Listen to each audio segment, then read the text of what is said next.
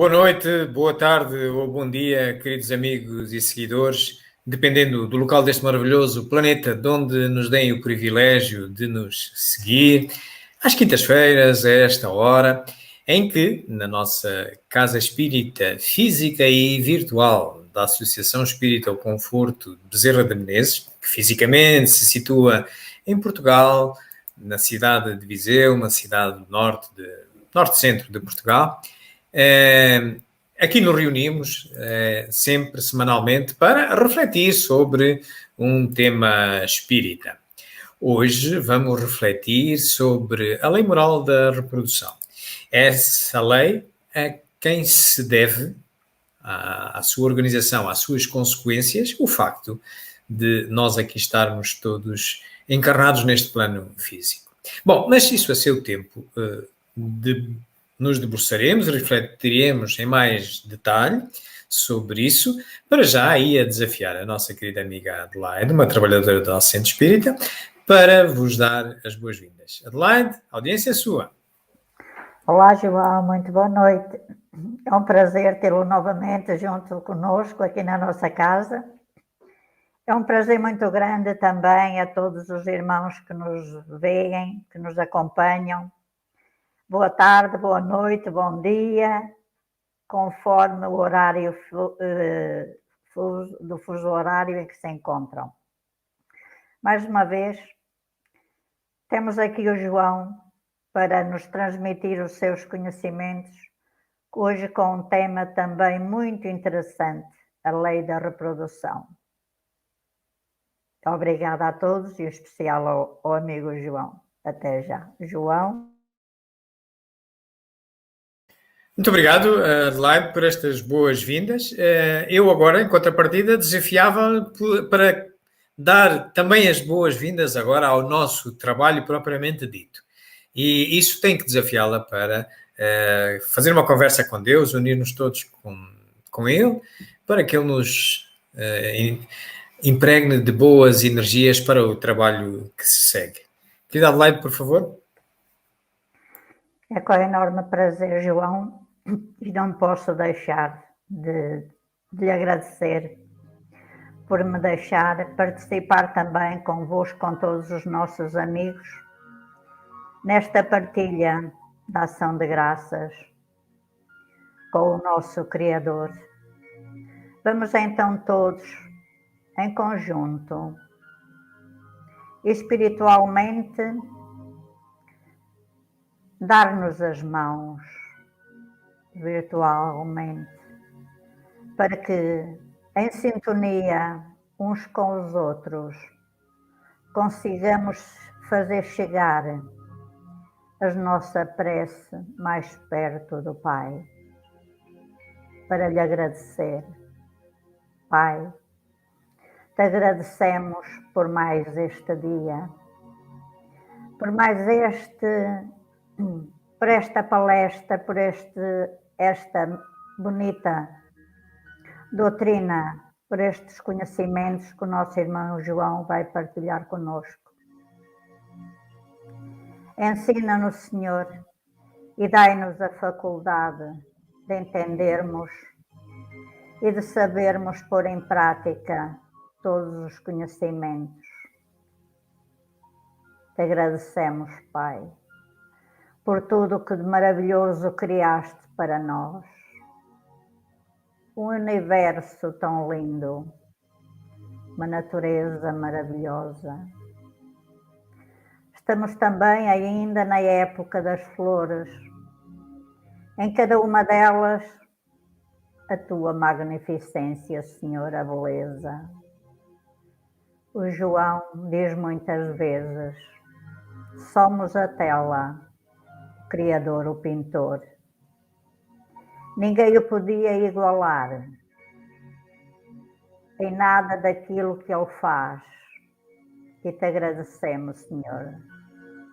Jesus dizia, quem tem ouvidos que ouça, quem tem olhos que veja, ensina-nos, Senhor, a ver a beleza de tudo aquilo que criaste, a ver a beleza de todos os nossos irmãos necessitados, de uma palavra de conforto, de uma palavra de amor.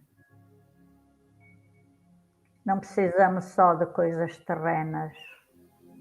Precisamos, Senhor, que Tu nos ensines a amar o nosso próximo, como o Teu Filho nos ensinou. Agradecemos-te, Senhor,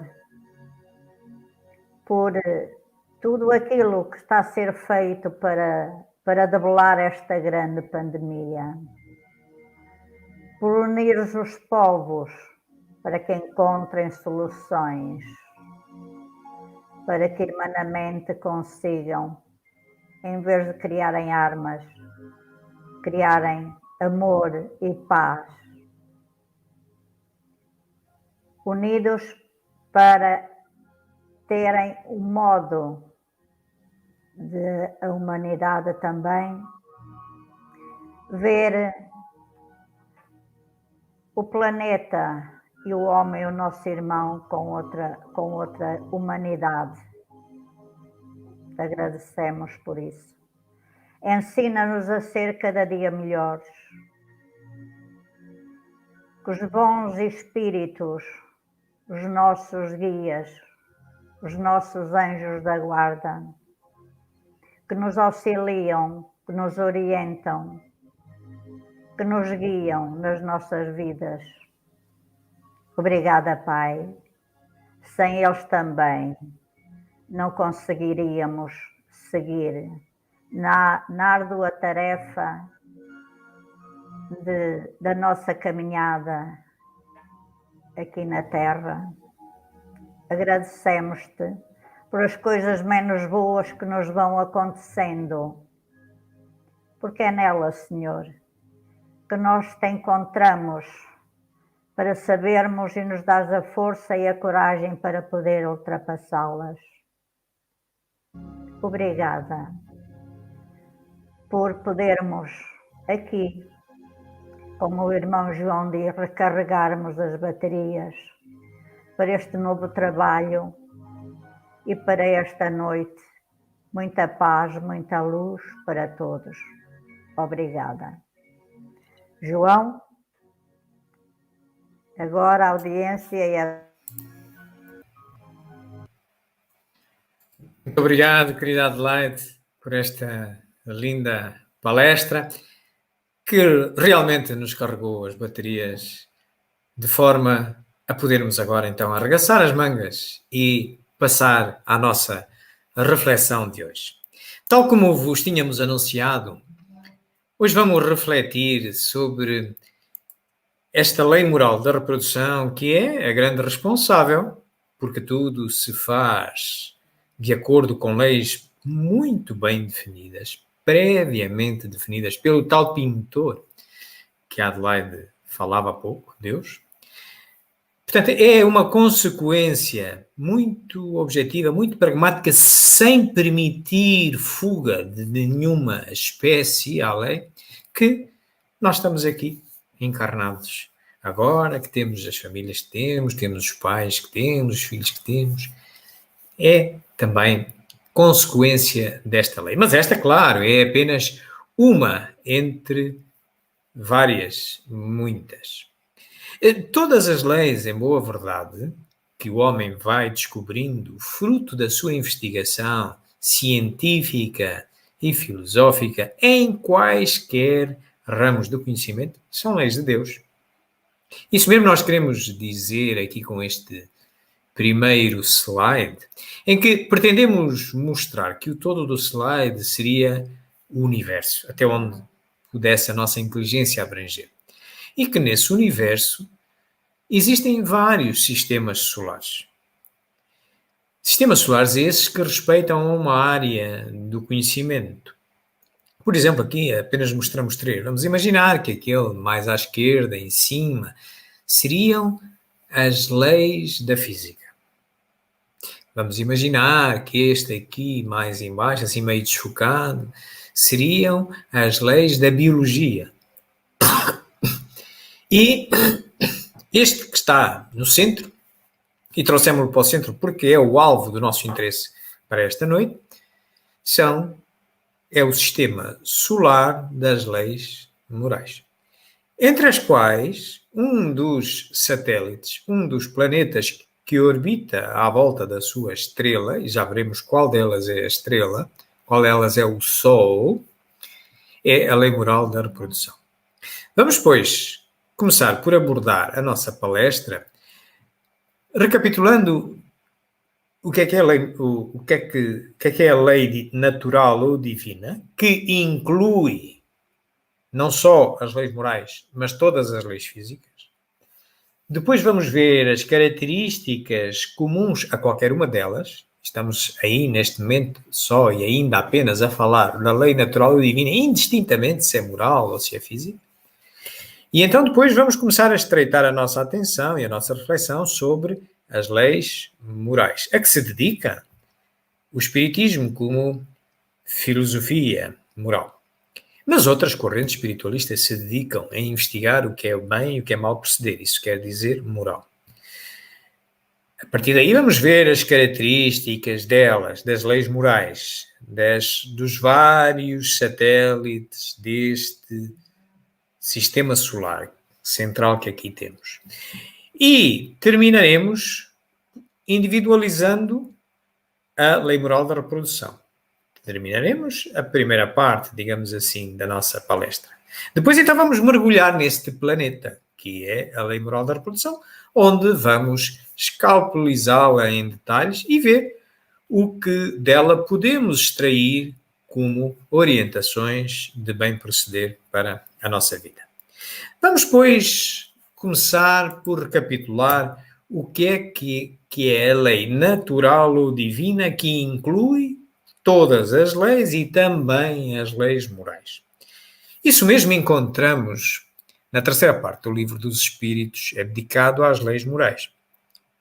E entre a pergunta 614 e a 648, nós lá encontramos as características de toda e qualquer lei natural ou divina. Visitaremos essa parte e então depois abordaremos estes 3 tópicos que aqui encontramos à direita e aí já focalizando só em leis morais, olhando para a sua origem, olhando para as questões do bem e do mal, a noção do bem e do mal, e olhando para a divisão que temos hoje das leis morais, para então isolarmos a lei moral da reprodução e passarmos à segunda fase da nossa palestra, já estudando só a lei moral da reprodução. Então, quais são as características da lei natural ou divina? Que se deve entender por lei natural? A lei natural é a lei de Deus. É a única verdadeira para a felicidade do homem. Indica-lhe o que deve fazer ou não fazer, e ele só é infeliz porque dela se afasta. A lei de Deus é eterna? É eterna e imutável como o próprio Deus. É possível que Deus haja prescrito aos homens, em certa época, aquilo que lhes proibiria em outra época? Deus não se engana. Os homens é que são obrigados a modificar suas leis, por serem imperfeitas. Mas as leis de Deus são perfeitas. A harmonia que rege o universo material e o universo moral se baseia em leis estabelecidas por Deus desde toda a eternidade. O Espiritismo é uma filosofia, como a maioria de vocês, pelo menos aqueles que estudam Espiritismo, saberão. E é filosofia porque se obriga a justificar os seus postulados. E como filosofia, ela é uma filosofia moral, que visa que os seus postulados sejam orientações de bem proceder. Mas como é filosofia, obriga-se a justificar tudo o que afirma. E aqui nós, nestas 4 características que aqui vemos de qualquer lei natural ou divina, gostava de refletir convosco para vos advertir dos cuidados que devemos ter no nosso estudo filosófico, em que devemos sempre usar a razão, mesmo para combater deficiências da nossa sempre curta linguagem. Nós acabamos de ouvir a resposta à pergunta 615 do Livro dos Espíritos. E lá nos foi dito, quando perguntado se a lei de Deus, lei natural, lei divina, é eterna, a resposta que ouvimos foi que A lei de Deus é tão eterna e imutável quanto o Criador. Na minha razão, não pode ser. Não faz sentido. Vou explicar por que não. Porque eterno, se concordarmos que eterno só existe um ente no universo, que é Deus, e porquê que dizemos que é eterno? Não teve nem princípio, nem teve fim. Mas ele só pode ter existido um único, só pode existir um único, é que nós chamamos de Deus. Por muita dificuldade nós temos de imaginar o que é isso, não ter princípio. Mas sim, Deus não pode ter princípio, senão um outro ser lhe tinha dado origem, então esse ser é que era Deus. E nós encontramos isso no próprio livro dos Espíritos, logo na primeira parte, quando fala das causas primeiras, que se pergunta o que é Deus e diz, Deus é eterno. Ok. Então, se a lei é sua, então foi criada por ele, para reger a sua obra. Então teve um início essa lei. Então se teve um início, não pode ser eterna. Muito menos tão eterna quanto o Criador. Bom, poder-se-á perguntar, mas então os espíritos enganaram a Kardec, Kardec deixou-se enganar.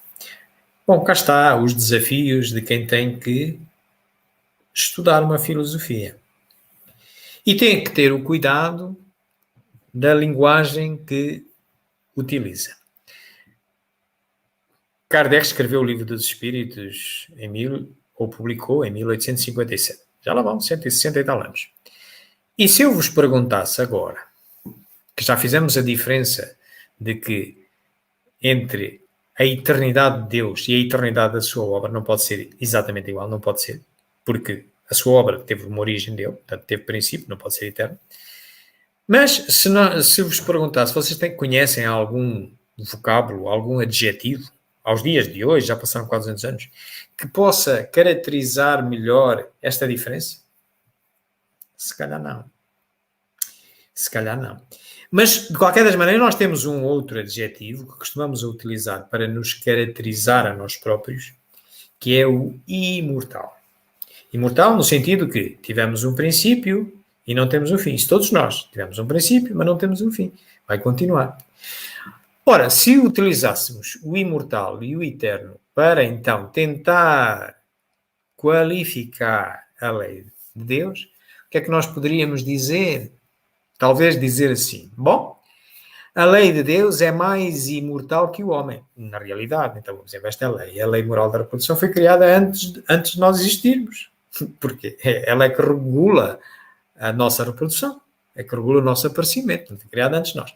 Mas não pode ter sido criada nem ao mesmo tempo que Deus, teve que ser criada depois de Deus. Então, diríamos que é mais imortal que o homem e menos eterno que Deus?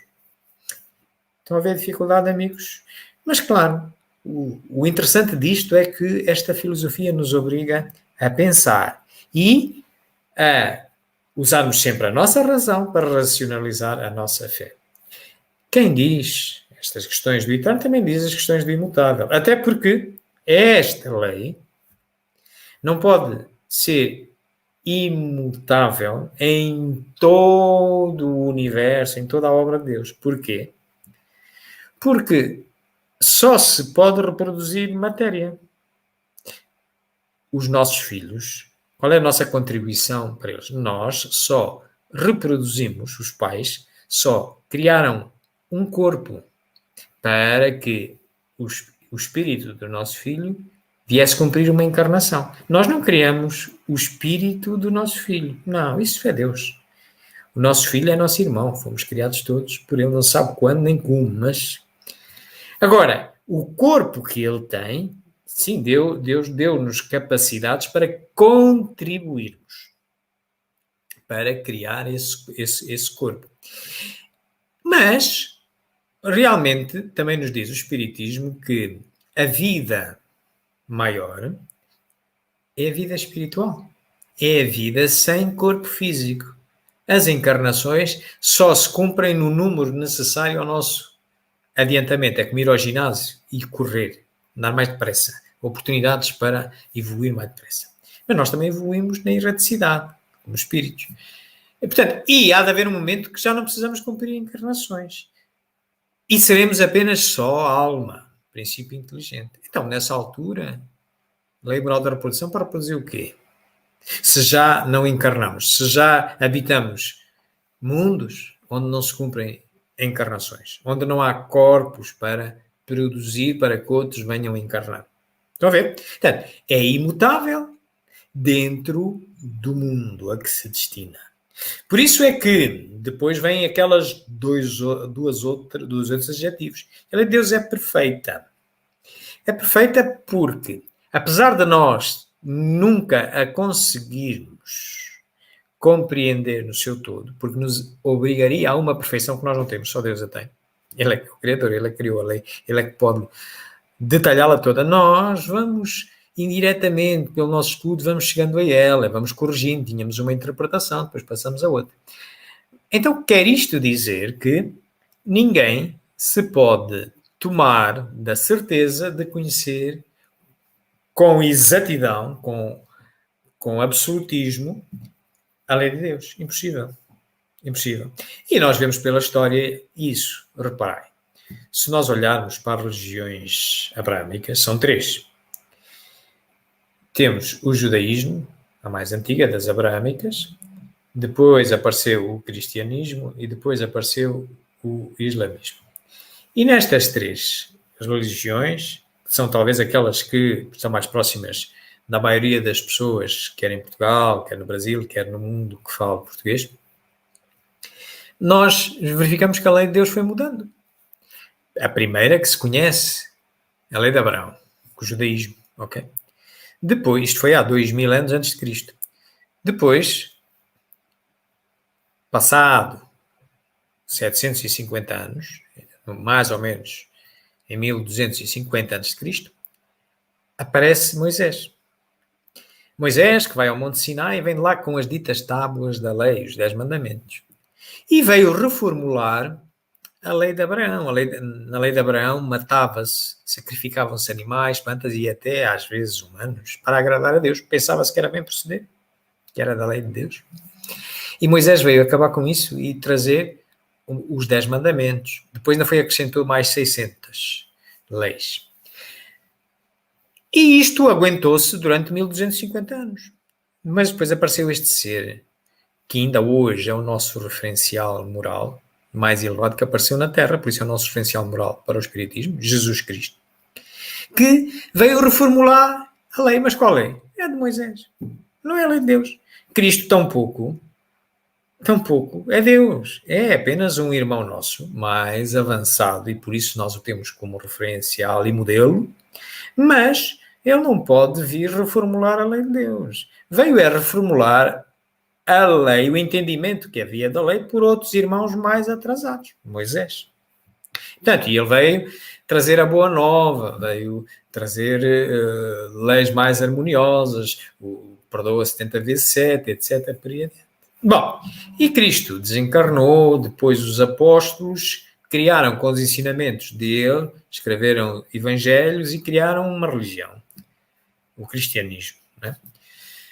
E foi andando, mas fruto dessas traduções e das interpretações que os evangelistas tinham do que Cristo tinha dito, aparecem traduções literais nos evangelhos, como por exemplo, que Jesus terá vindo para pôr o pai contra o filho. Isso não é possível. Literalmente isto não é possível. Então vem Kardec, há 160 e tal anos atrás, vem até escrever uma obra com o apoio da espiritualidade superior, que é o Evangelho segundo o Espiritismo, onde tem lá um capítulo que é a estranha moral, onde ele vem explicar, por exemplo, esta questão de que Cristo não pode ter literalmente significado que veio para pôr dissensão, desarmonia entre pais e filhos. Não.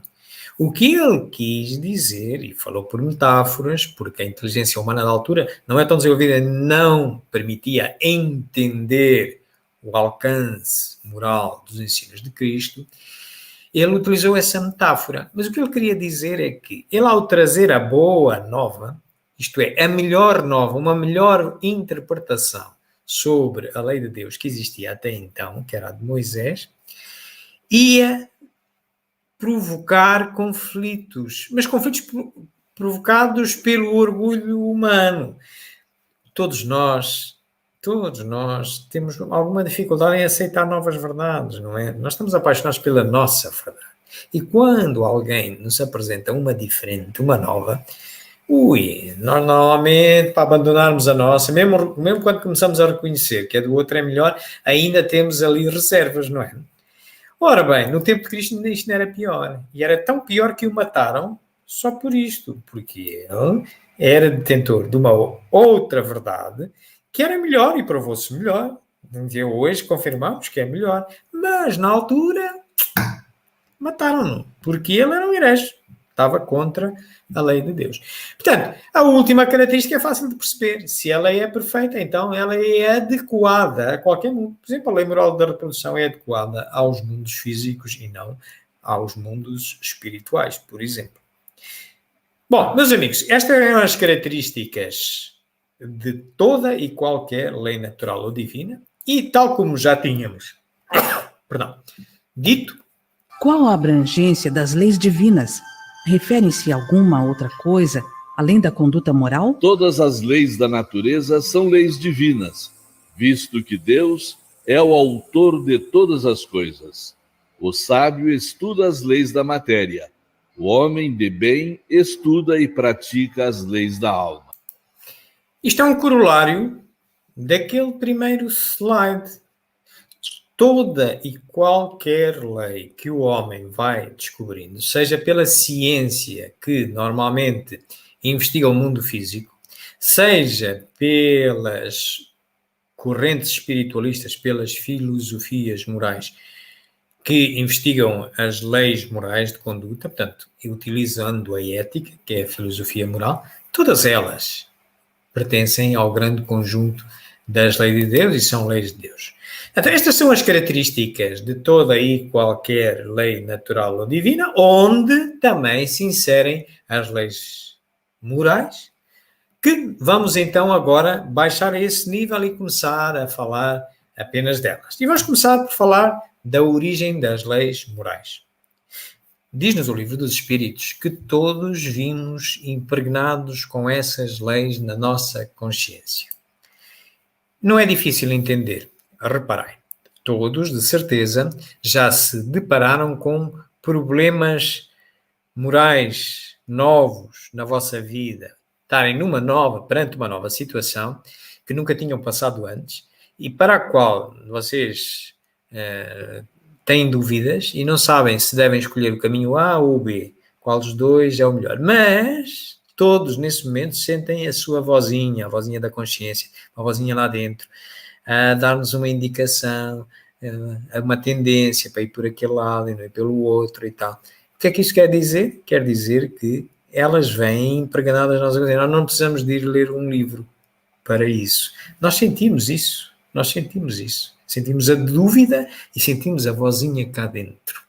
Então, nós vimos com eles todos impregnados na nossa consciência. E mais, essa interpretação que nós transportamos ao longo das encarnações vai-se melhorando.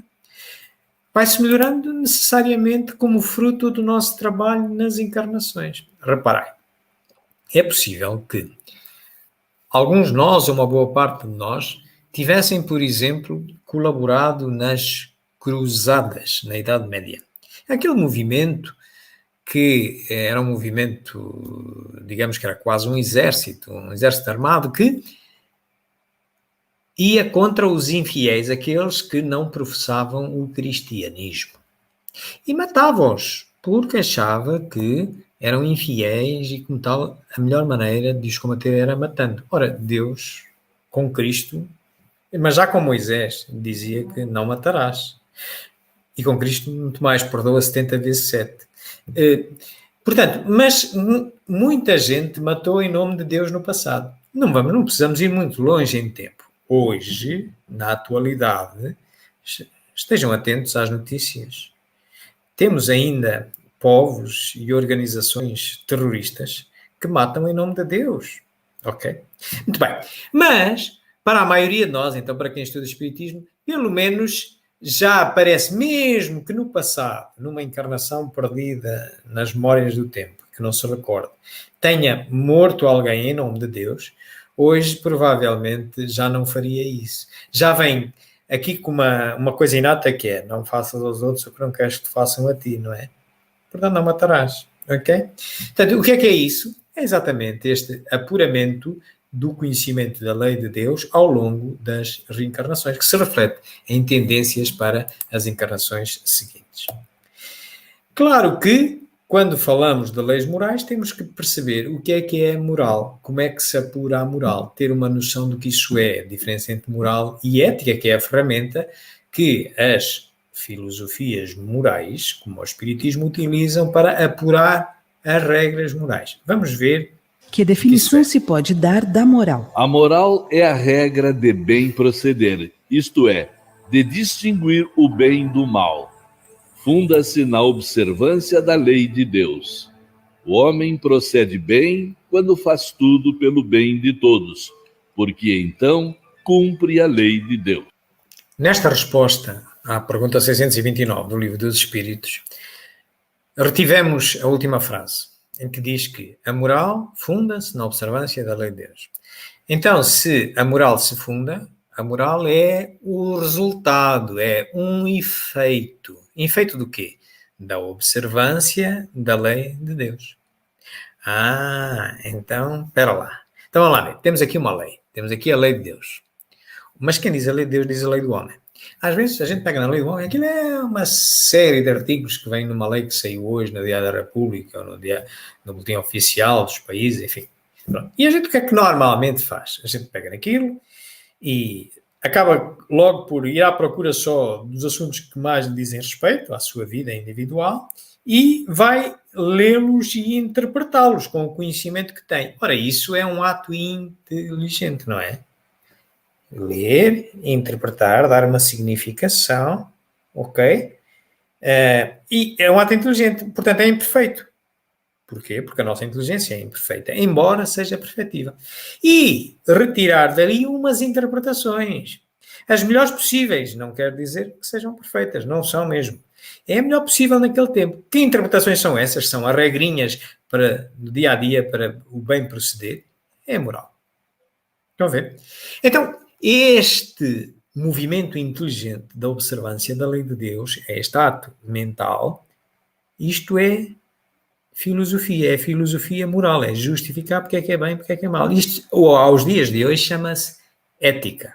Dentro das filosofias, houve uma evolução de Kardec para cá, e aquilo que ele chamava de filosofia moral, hoje é ética. Vocês vão em dicionário e encontram sinónimo de ética igual a filosofia moral. Então, quer dizer que a moral é um produto da ética, certo? É um pouco como as betoneiras na construção civil. As betoneiras, aquelas máquinas com que nós produzimos argamassa para assentar os tijolos e que rodam, não é? Giram, a gente manda lá para dentro água, cimento, areia e pomos a girar. Ora, o que é água, cimento e areia? São os vários capítulos da lei, ok? O que é o ato da betoneira? A betoneira é a nossa inteligência, que vai meditando, vai andando ali à volta dos itens todos da lei. Este movimento este estudo sobre os itens da lei é a ética, que vai produzir a argamassa. O que é a argamassa? A moral. Portanto, é como se a moral fosse filha da ética. No Espiritismo, assim é.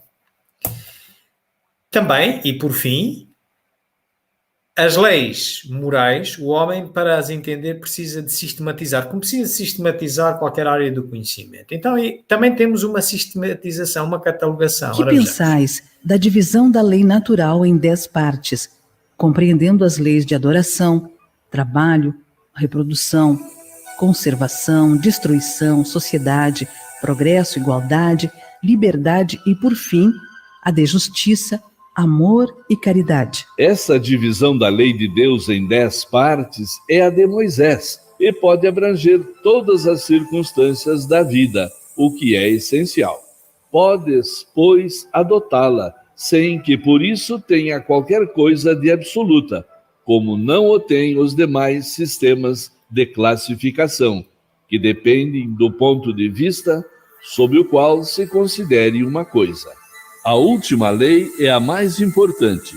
É por meio dela que o homem pode adiantar-se mais na vida espiritual, visto que resume todas as outras.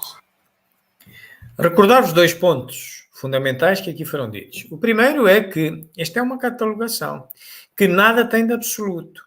É a melhor catalogação que temos. E os espíritos superiores dizem, bem, essa catalogação que vocês estão a propor é de Moisés, nada tem de absoluto. Mas ao menos cumprir essa, se cumprir essa já não é mau. Isto quer dizer que deve haver outras leis que nós ainda não conhecemos, outras leis morais, mas que, pelo menos estas que já fomos descobrindo, ao menos as levamos à prática sem nada ter de absoluto. E a segunda coisa que foi dito foi que a última a ser dita, a lei de justiça, amor e caridade, que era a maior delas todas, é como se englobasse as outras. Ora, isto sugere-me que, em boa verdade, se nós quisermos complementar aqui o nosso sistema solar, deve ser uma coisa como esta, em que o Sol do nosso sistema solar, à volta da qual orbitam todas as outras leis, é a lei de amor, justiça e caridade, entre as quais, essas que orbitam a lei de amor, justiça e caridade, está a lei moral da reprodução, que é aquela que nós escolhemos hoje para reflexão. Vamos então entrar agora na segunda parte da nossa palestra, em que vamos mergulhar, detalhar, refletir sobre esta lei. Podemos encontrá-la também na terceira parte do livro dos Espíritos, entre a pergunta 686 e a 701. E podemos olhá-la pelo menos segundo estes 4 tópicos que aqui estão. As questões da população, se há limites ou não à reprodução, a questão da sucessão da raça, se somos os mesmos, somos outros, os obstáculos que se põem a esta lei, se são legítimos, até que ponto são legítimos, e o que dizer das uniões, uma vez que para haver reprodução tem que haver união de sexos distintos. Olhemos, pois, para as questões da população. A reprodução dos seres vivos é uma lei da natureza? Evidentemente, sem a reprodução, o mundo corporal pereceria. Se a população seguir sempre a progressão crescente que vemos, chegará um momento em que ela se tornará excessiva na Terra? Não. Deus a isso provê e mantém sempre o equilíbrio. Ele nada faz de inútil. O homem que apenas vê um ângulo do quadro da natureza não pode julgar da harmonia do conjunto. Muitos de nós, às vezes, em conversas mais inflamadas, vão afirmando que, bom, o planeta Terra está a ser sobrelotado de seres humanos, qualquer dia isto não dá e tal. Não, amigos, não brinquemos com Deus. Deus sabe o que está a fazer. A reprodução é uma lei natural, tem as suas regras. Quem está de trás a comandar, quem encarna, quem não encarna, não somos nós só contribuímos. Quantos pais querem ter filhos e não conseguem? E está tudo bem, fisiologicamente. Há outras razões lá atrás. Portanto, Deus provê a essa harmonização entre a quantidade da população que existe em cada momento e a capacidade do planeta, e nós observamos isto. Outra coisa é que nós abusemos e nós não saibamos rentabilizar os recursos que o planeta tem, estejam mais explorados num sítio que noutros, enfim. Portanto, mas isso faz parte também do progresso. Quanto à questão do crescimento da população. Podemos agora olhar para a sucessão das raças, mas estamos sempre a aparecer seres, corpos novos. Como é que é isto? Bom, esta questão de sucessão e aperfeiçoamento das raças, nós podemos ver, de facto, segundo estes 2 prismas. Por um lado, a sucessão e, por outro lado, o aperfeiçoamento. E até que ponto esse aperfeiçoamento é legítimo em condições, de acordo com a lei moral da reprodução, é legítimo. Comecemos pela sucessão. Há, neste momento, raças humanas que evidentemente diminuem. Chegará o momento em que terão desaparecido da Terra? Isto é verdade. é que outras tomaram o seu lugar, assim como outras raças um dia tomarão o lugar da vossa. Os homens atuais formam uma nova criação ou são descendentes aperfeiçoados dos seres primitivos? São os mesmos espíritos que voltaram para se aperfeiçoar em novos corpos, mas que ainda estão longe da perfeição. Parabéns, queridos amigos, não é a primeira vez que estáis encarnados. Sois os mesmos que aqueles mais primitivos. Somos os mesmos que aqueles mais primitivos. Que, satisfazendo de facto o objetivo da reencarnação, que é o aperfeiçoamento, nos vimos aperfeiçoando e hoje estamos vivendo o fruto desse aperfeiçoamento com outras condições, até mesmo em termos biológicos, com outro tipo de corpos, etc. Mas somos os mesmos. Por outro lado, poderemos olhar para as questões do aperfeiçoamento das raças. É mais fácil hoje em dia olharmos mais para o aperfeiçoamento, por exemplo, nas raças animais, mas também se procura aperfeiçoar a raça humana. O aperfeiçoamento das raças animais e vegetais pela ciência é contrário à lei natural? Seria mais conforme a essa lei deixar que as coisas seguissem seu curso normal? Tudo se deve fazer para chegar à perfeição, e o próprio homem é um instrumento de que Deus se serve para atingir os seus propósitos, sendo a perfeição o objetivo para o qual tende a natureza. Favorecer essa perfeição é corresponder aos desígnios de Deus. Portanto, favorecer o aperfeiçoamento esta das perfeição raças animais e vegetais pela ciência é corresponder aos desígnios de Deus. Isto é, Deus deu-nos a inteligência e tornou-nos co-conservadores. Eu não diria bem co-criadores, diria mais co-conservadores.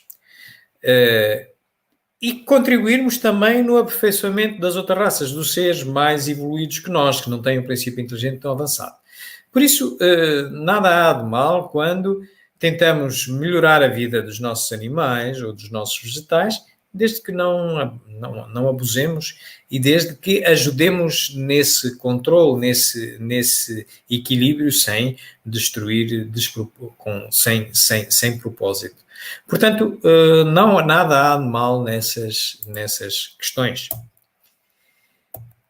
Isto quanto à sucessão e aperfeiçoamento das raças. Agora olhemos para os obstáculos. Vivemos num mundo em que o homem cria obstáculos até para a lei moral da reprodução, não só a sua própria, como dos animais, à volta dos vegetais, e até que ponto esses obstáculos são aceitáveis. As leis e os costumes humanos, que têm por fim ou por efeito criar obstáculos à reprodução, são contrários à lei da natureza? Tudo o que entrava à marcha da natureza é contrário à lei geral. Tudo o que entrava à marcha da natureza é contrário à lei geral.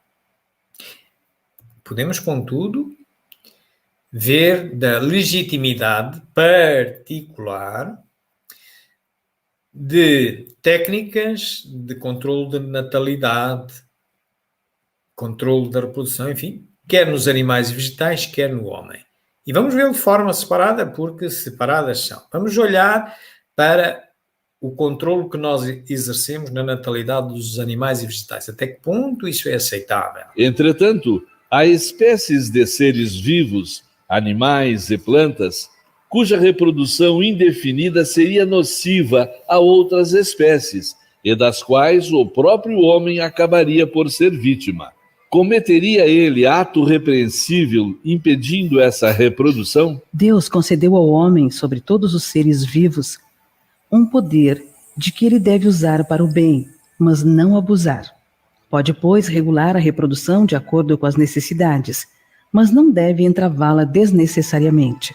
A ação inteligente do homem é um contrapeso instituído por Deus para restabelecer o equilíbrio entre as forças da natureza.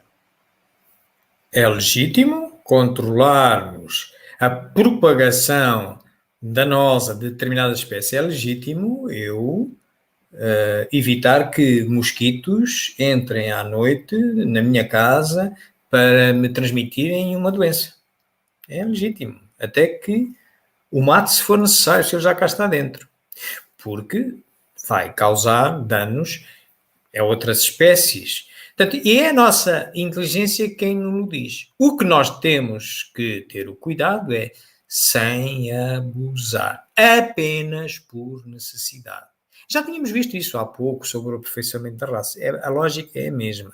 Também podemos contribuir nesse campo.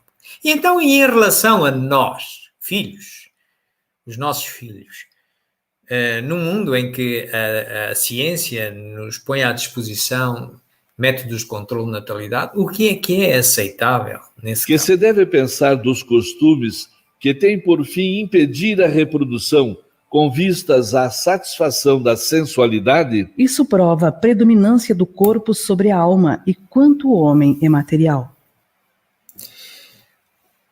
Ao homem assiste o direito de planear a família. Outra coisa diferente é utilizar os métodos contraceptivos para exclusiva satisfação da sensualidade. Isso mostra uma natureza um pouco animal. É a prominência do corpo sobre a alma. Mas olhamos melhor essas questões. As questões do planeamento familiar e do aborto. Planeamento familiar é legítimo. Aborto é ilegítimo. Olhemos as questões do planeamento familiar. Neste livro, por exemplo, que é uma psicografia do espírito de Joana de Ângeles através de Divaldo Franco, é-nos dito algumas coisas interessantes. Como, por exemplo, esta, que o homem pode e deve programar a família que deseja e lhe convém ter, desde o número de filhos, o período propício para a maternidade, mas que tenha a certeza que nunca se eximirá das responsabilidades que traz com os outros para com aqueles que devem, numa determinada encarnação, aparecer como seus filhos. Portanto, pode sim programar o número e o período, mas se não acontece agora, há de acontecer sempre, em termos de planeamento. Isto é, os filhos não são realizações fortuitas, de forma nenhuma. De forma nenhuma. As gravidezes indesejadas não são fortuitas, ok? Procedem de compromissos aceitos antes da reencarnação, pelos futuros genitores, de modo a edificarem a família de que necessitam para a própria evolução. Nada é por acaso. É lícito, pois, aos casais adiar a recepção dos espíritos que lhes estão vinculados, impossibilitando mesmo que se reencarnem por seu intermédio. Impossibilitando a reencarnação antes da concepção. É legítimo. O que vai acontecer, se não acontecer nesta encarnação, vai acontecer na próxima. Não se preocupe. Outra coisa é, depois de concebido, não. Porque há sempre, a providência divina tem muitas formas de nos apresentar os resgates do passado. E não só a consanguinidade leva a isso. Estas soberanas leis da vida dispõem de meios, às vezes inimagináveis, para fazer que aqueles rejeitados, que a gente rejeita uma e outra vez, mesmo que inconscientemente, não quer ter filhos e tal, venham por outros processos bater à porta dos seus devedores ou credores. Há um filme muito giro que vos vou mostrar o trailer. Veja. E aconselho-vos a ver o filme. Why late? Just an hour, but you know. All right. Hey, you? 11? Yeah, what do we make it 10:30? Allison, promise I never have to see him again. Guys, come on, I want to get a picture of Sophie with her godparents.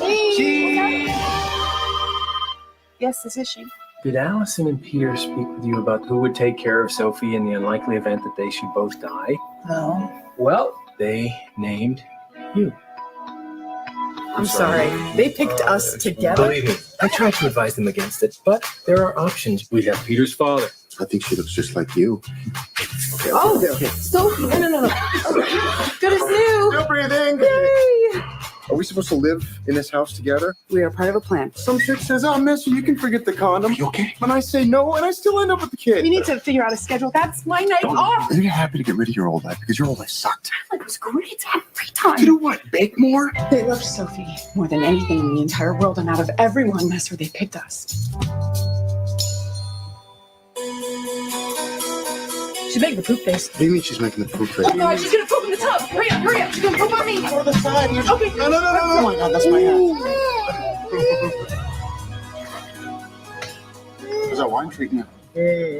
I think you guys make a really cute couple. She said the same thing about Taylor Swift and that Twilight kid. Oh, hi! He's about to walk! Oh, God! What did you do? You told me to stall her, so I gave her a little shove. I finally figured out why Peter and Allison picked us, and it's not because we knew them best. It's because you and me together, Sophie, somehow, we're a family. Oh my God!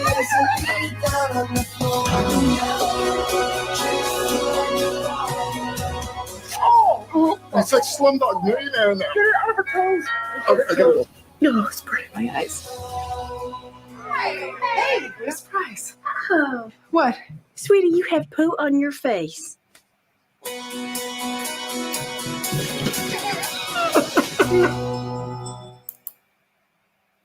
Queridos amigos, sugiro-vos que vejam este filme na totalidade. É a vida, numa tradução em português, é a vida tal como a conhecemos.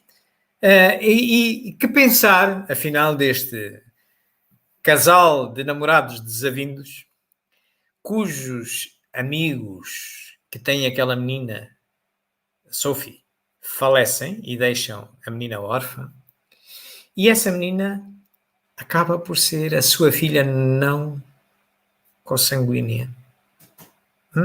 Veem como as leis soberanas da criação têm formas de nos apresentar os resgates do passado. Portanto, podemos planear, podemos escolher o momento mais adequado, podemos até adiar, mas de uma forma ou de outra, os resgates do passado batem-nos à porta. Ninguém se livra deles, ninguém engana a Deus, ok? Tenhamos, pois, isso em mente.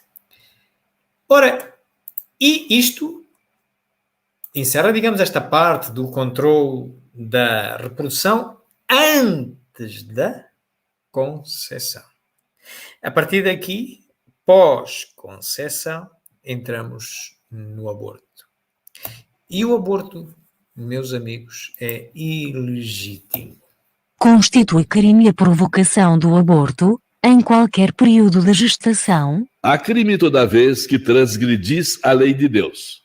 Uma mãe ou qualquer outra pessoa cometerá crime sempre que tirar a vida de uma criança antes do nascimento, pois está impedindo uma alma de suportar as provas de que serviria de instrumento o corpo que estava se formando. No caso em que o nascimento da criança pusesse em perigo a vida da mãe, haveria crime em sacrificar-se a criança para salvar a mãe? É preferível sacrificar o ser que ainda não existe a sacrificar o que já existe. Será racional ter-se para com um feto as mesmas atenções que se dispensam ao corpo de uma criança que viveu algum tempo? Vede em tudo isso a vontade de Deus e sua obra. Não trateis, pois, levianamente coisas que deveis respeitar. Por que não respeitar as obras da criação, algumas vezes incompletas por vontade do Criador? Isso faz parte dos seus desígnios, que ninguém é chamado a julgar. De acordo com a interpretação filosófica, ética que o Espiritismo tem da lei de Deus, só uma única exceção é admitida como aborto, que é tendo já sido gerado o feto, já está na gestação, sobrevier perigo para a mãe, perigo de vida para a mãe. Nessa circunstância em que ao médico quem assiste também, se tem que optar, ou vive um ou vive o outro, aí deve-se optar pela vida que já existe, a vida encarnada que já existe há mais tempo. Haverá outra oportunidade para aquele feto. Provavelmente está no plano reencarnatório dele ter esta interrupção sem ainda em gravidez. Portanto, é a única exceção em que se aceita um aborto de um feto. Todas as outras, nem trissomias 21, nem más formações. Isso é estranho. Quando o homem vem com os seus sofismas dizer que ao fazer um teste de trissomia 21 detectou que o feto vem com malformação, então o homem acha que Deus se enganou, que Deus fez erro, cometeu um erro na sua obra, como se o homem tivesse capacidade para corrigir a mão de Deus. Não será antes porque aquele espíritozinho que agora vem com aquela enfermidade, com aquela deficiência, tem mesmo que cumprir assim, e tem mesmo que ser com vocês, mas cobardemente vocês até parece muito, muito bonito. Ah, não, fomos impedir que ele tivesse uma vida desgraçada. É eles ou vocês? Pensem nisso. Depois de gerado, toda a interrupção voluntária de uma vida é ilegítima aos olhos de Deus. Ok? E aqui, cuidado, que há uma técnica contraceptiva que está no limite, que é a pílula do dia seguinte. A gestação só se dá umas horas depois de espermatozoide e óvulo se ligarem, mas é umas horas, não é uns dias. Portanto, se alguém de forma incauta acabou por incorrer numa situação de risco e que poderia degenerar numa gravidez indesejada, o prazo que tem são umas horas para decidir tomar essa pílula, não é uns dias. Porque aí, se já tiver gerado, já entrou no aborto, entrou em crime. Ok? Pronto. Tudo o resto, a contracepção, o planeamento, a pílula contraceptiva, está tudo certo. Tudo certo. Ninguém se exime a isso. Bom, vimos a questão dos obstáculos, resta-nos ver a questão das uniões, uma vez que ninguém se reproduz sem uniões de sexos diferentes. Mas hoje temos outros tipos de uniões. O casamento, isto é, a união permanente de dois seres, é contrário à lei da natureza? É um progresso na marcha da humanidade. Portanto, a união permanente de dois seres é um progresso na marcha da humanidade. Okay? Comparado com os animais, é um progresso que nós tenhamos uma parelha estável, que não tenhamos um comportamento como os animais têm, vão sempre mudando de parelhas. Porque essa é a forma, as condições melhor que se criam para criar família e permitir que outros encarnem. Portanto, é um progresso, não é contra a natureza, não, mas é um progresso. O casamento, a união permanente de dois seres é um progresso. O casamento em si é uma obra, é uma lei humana, muito humana, até porque tem muitas variações, não é universal, como sabemos. Há casamentos, são permitidos, dependendo do país e das culturas, são permitidos com uma só pessoa ou com várias pessoas. Portanto, logo aí se vê que é uma lei dos homens e não uma lei de Deus. O celibato voluntário é um estado de perfeição meritório aos olhos de Deus? Não. E os que assim vivem, por egoísmo, desagradam a Deus e enganam a todos. Mas, se o celibato em si mesmo não é um estado meritório, o mesmo não sucede quando constitui, pela renúncia às alegrias da família, um sacrifício praticado em favor da humanidade.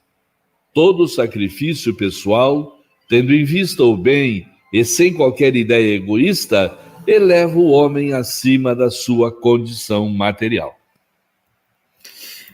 Ora bem, o Livro dos Espíritos foi feito numa época em que, embora já existisse a homossexualidade, não atraiu as atenções de Kardec para ser tratadas as relações do mesmo sexo com uma vertente moral. Não atraiu. No entanto, hoje nós já vivemos num mundo em que isso é uma realidade. Então vamos cá por partes. Primeira coisa, a reprodução só é possível com diferentes sexos, de acordo? Em relações homossexuais não é possível.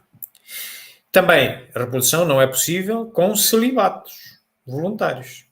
Também não é possível.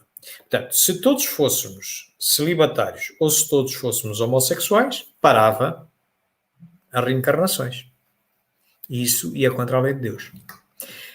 Bom, mas o celibato, e Kardec é quem o diz, pode ter algum virtualismo. Jesus Cristo era celibatário. Consta? Consta, não se conhece comprovadamente filhos de Jesus Cristo. Outros seres muito avançados moralmente, sei lá, estou a lembrar de Madre Teresa de Calcutá, dizer um, também foram celibatários. Portanto, quando esse celibato, que tem que ser sempre temporário, tem que ser apenas numa encarnação e tal, porque se todos formos assim, se isso for a regra geral, então param as reencarnações, então a lei de Deus tem uma falha. Ok?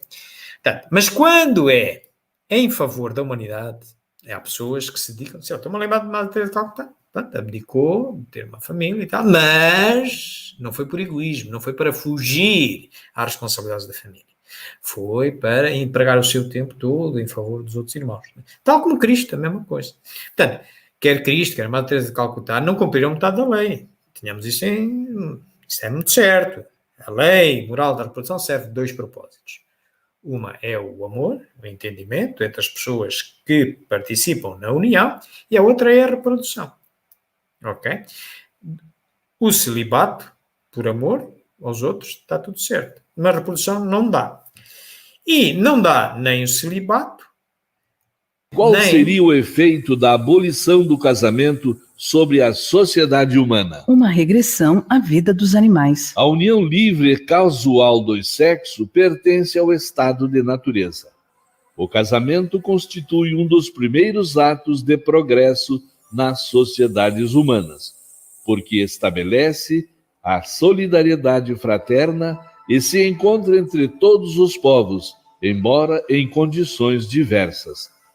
A indissolubilidade absoluta do casamento está na lei da natureza ou somente na lei humana? É uma lei humana muito contrária à lei da natureza, mas os homens podem modificar suas leis. Só as leis da natureza são imutáveis. Vimos já que a união permanente dos sexos é um adiantamento. Que o casamento é uma lei humana. Mas é um progresso. A união permanente de seres é um progresso em relação, por exemplo, aos animais. Por isso, abolir por lei humana o casamento, embora ela sendo uma lei humana, seria outra vez regredir. Mas, no outro extremo, leis que prevejam a indissolubilidade absoluta do casamento, essa é muito contrária à da natureza. E já houve.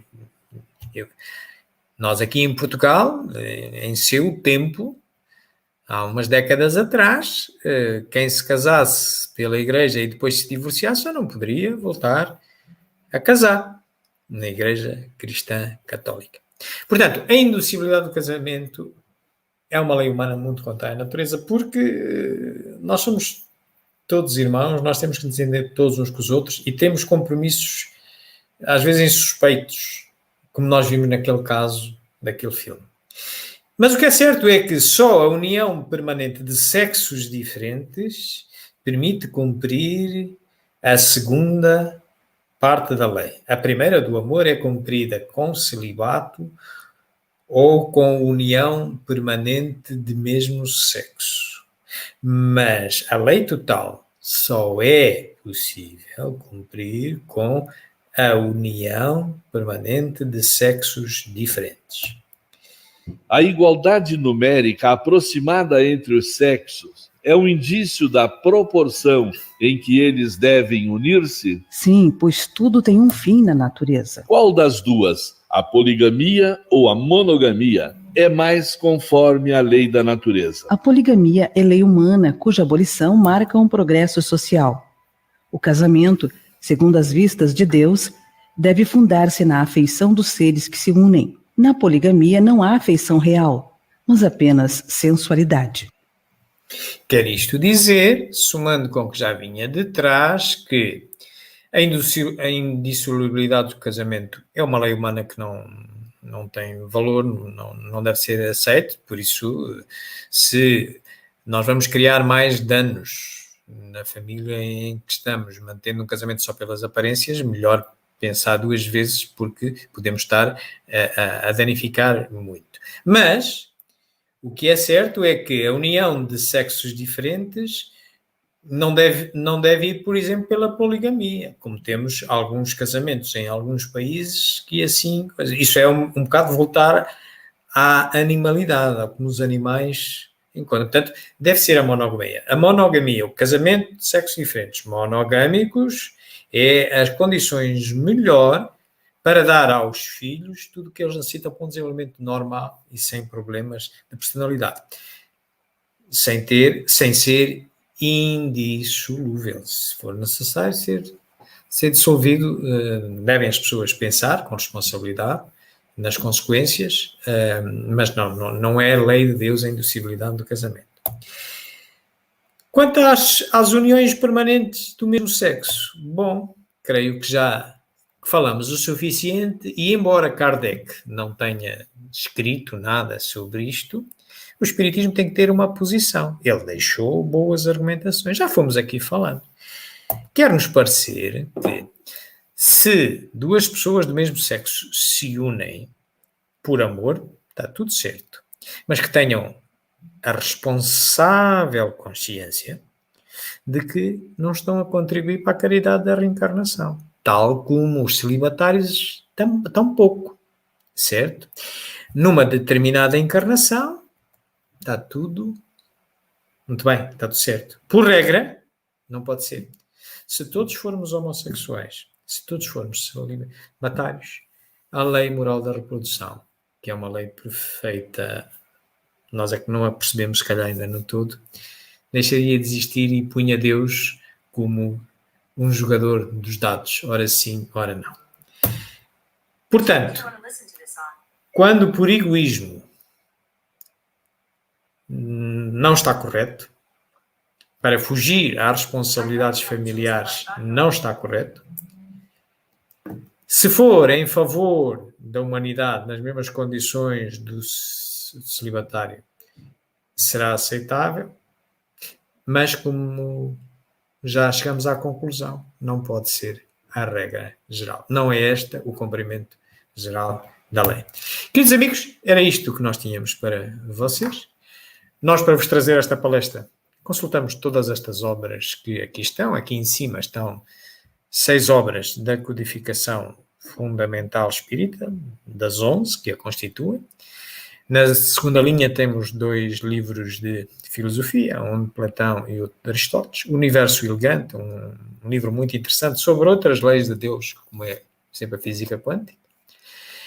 Pensamento Sistémico e Espiritismo, nosso livro, que falamos da necessidade de pensar e agir sistemicamente, por forma a compreendermos cada vez melhor a lei de Deus, indo de verdade em verdade, mudando à medida, pelo nosso esforço, à medida que conseguimos pensar e agir melhor.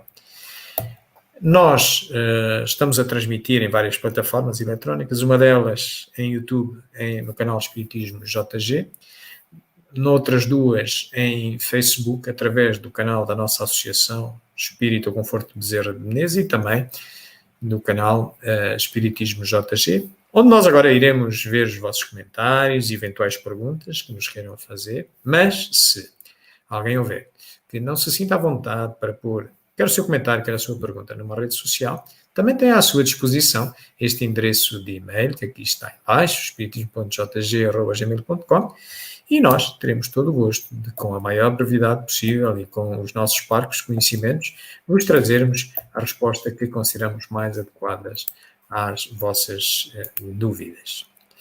Posto isto, queridos amigos, e antes de darmos entrada a alguma pergunta que possa haver, eu ia desafiar a nossa querida amiga Adelaide para também nos trazer a sua impressão, a sua verdade, a sua visão sobre estas questões, alguma coisa que também nos tenha escapado, e saiamos ainda com uma melhor verdade desta nossa reflexão. Adelaide? Foi muito interessante, como eu já tinha dito, João, esta palestra da lei da reprodução.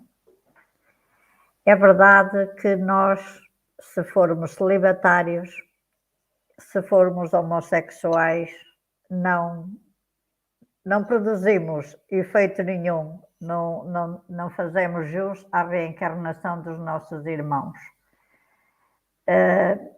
E depois de todas as informações que deu, de tudo aquilo que explanou, não tenho mais nada a acrescentar, João. Foi muito explícito, foi muito abrangente tudo aquilo que disse, e eu não tenho palavras para, de facto, contrapor os seus grandes conhecimentos. Obrigada. Sempre generosa, Adelaide, muito obrigado. Vamos tomar como incentivo para nós podermos elaborar cada vez melhor sobre estas questões. E aparentemente nós não temos nenhuma pergunta, os comentários fomos mostrando, mas como ainda temos aqui uns minutinhos, eu aproveitava para aprofundar um pouco mais uma reflexão que já fizemos, que é a questão do aborto e da legitimidade do aborto. Guarda uma estreita relação também com a ilegitimidade do suicídio. Portanto, no suicídio nós estamos a pôr fim à nossa própria vida. No aborto estamos a pôr fim à vida do outro. É um homicídio, não é? É um homicídio. Ora bem,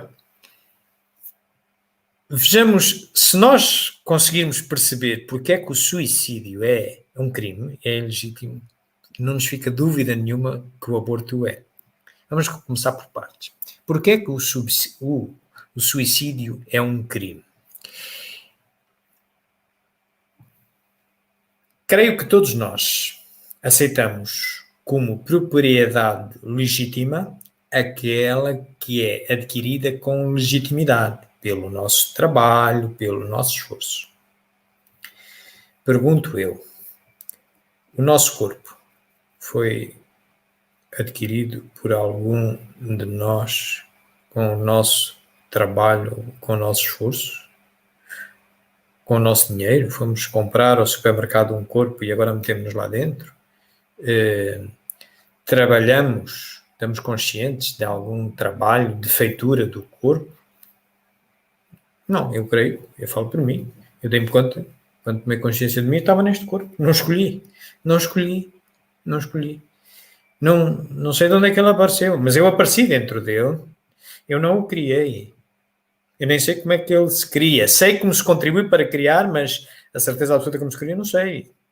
Isto de pensar que só através de uma cópula sexual sai um corpo, é mentira. Todos sabem disso. Quantas pessoas, está tudo certinho biologicamente e não sai. Ok? Portanto, tem outras regras que estão ainda muito ocultas ao homem. São regras espirituais que a gente está aqui a ver.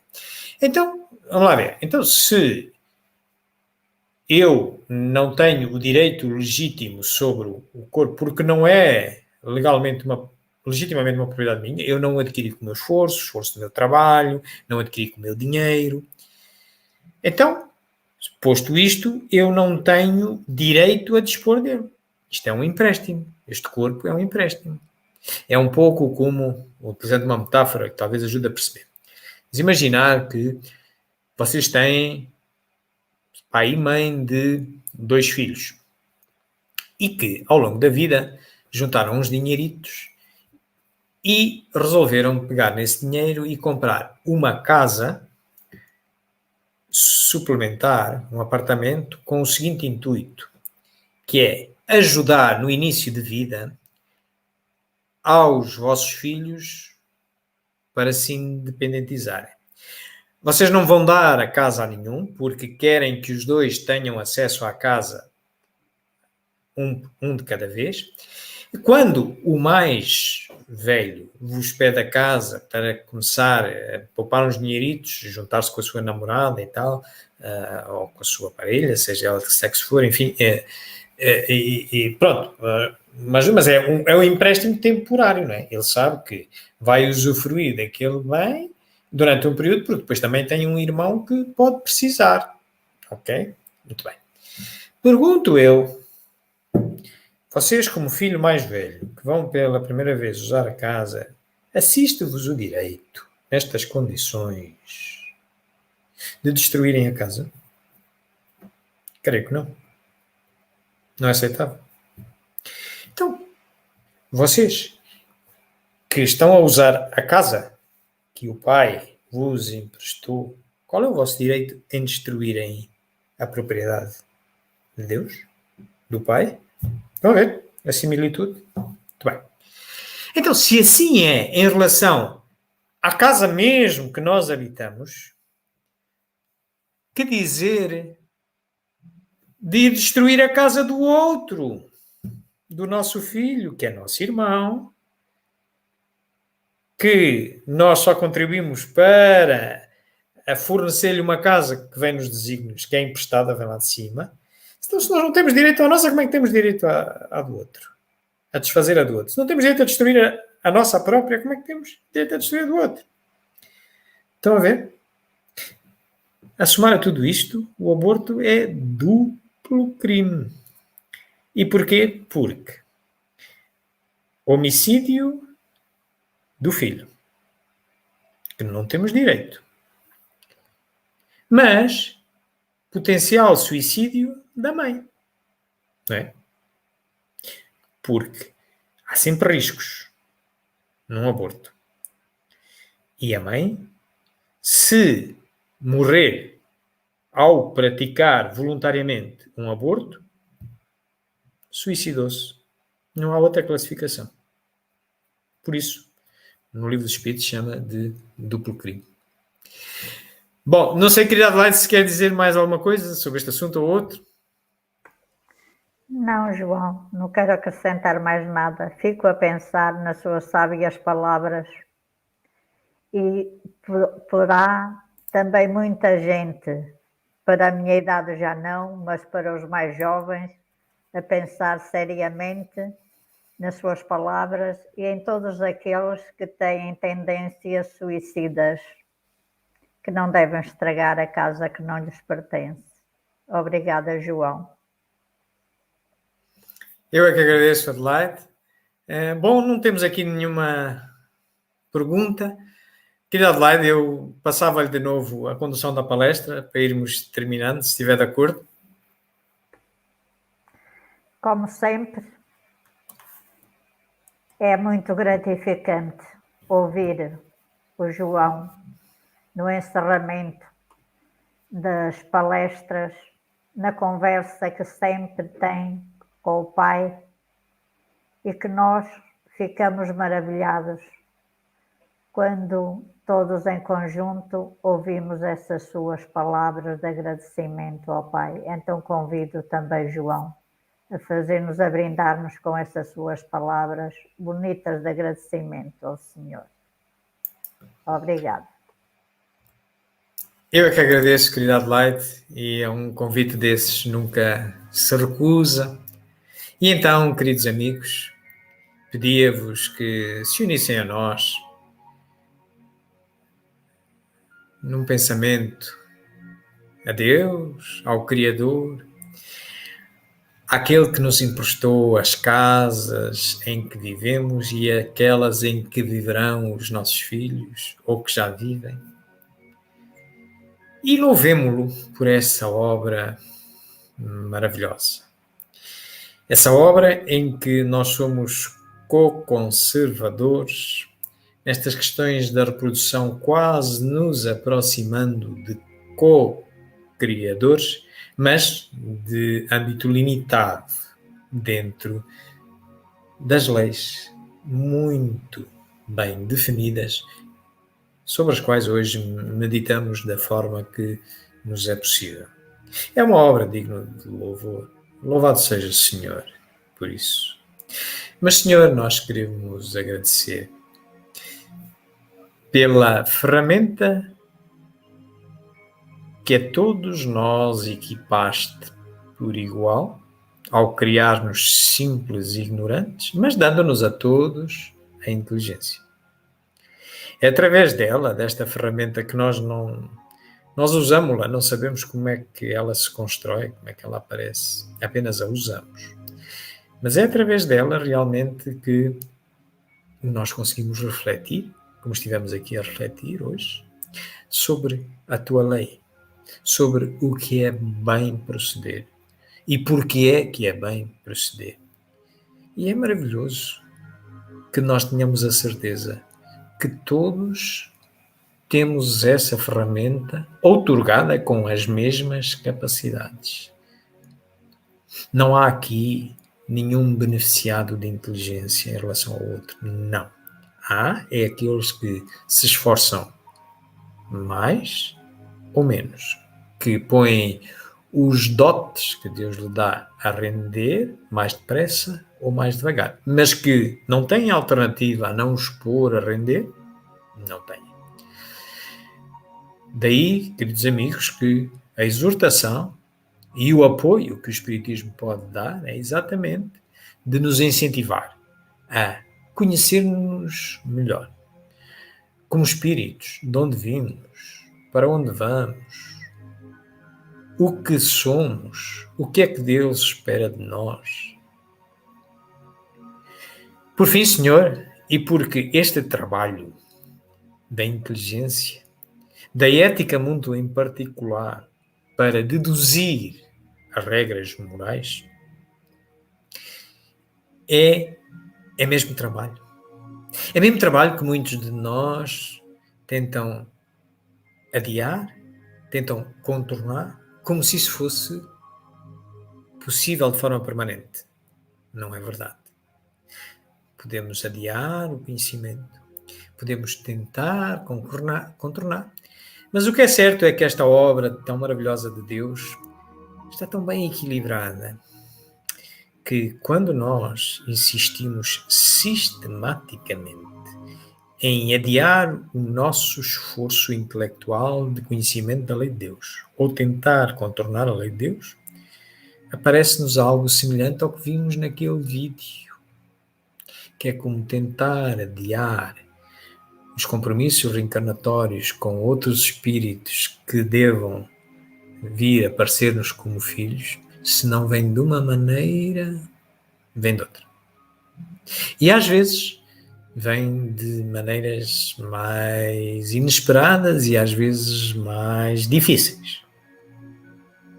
Então, se queremos evitar essas situações mais difíceis que a muitos depois, e por sua ignorância, até equacionam acabar com a própria vida, já não de barato até acabar com a vida dos seus filhos. Então, nessa altura, Senhor, vos pedimos que nos envies os nossos anjos da guarda, de cada um de nós, e a espiritualidade superior, orientadora desta nossa casa espírita, para nos recordar de onde vimos, o que somos e para onde devemos ir e como devemos ir, respeitando as sublimes leis do Criador. Bem-haja, queridos amigos, uma boa noite a todos. Ficamos de encontro marcado para nossa próxima palestra, na próxima semana, quinta-feira, por esta hora, por estes canais, para refletirmos sobre outro tema espírita. Bem-haja, queridos amigos, uma boa noite a todos.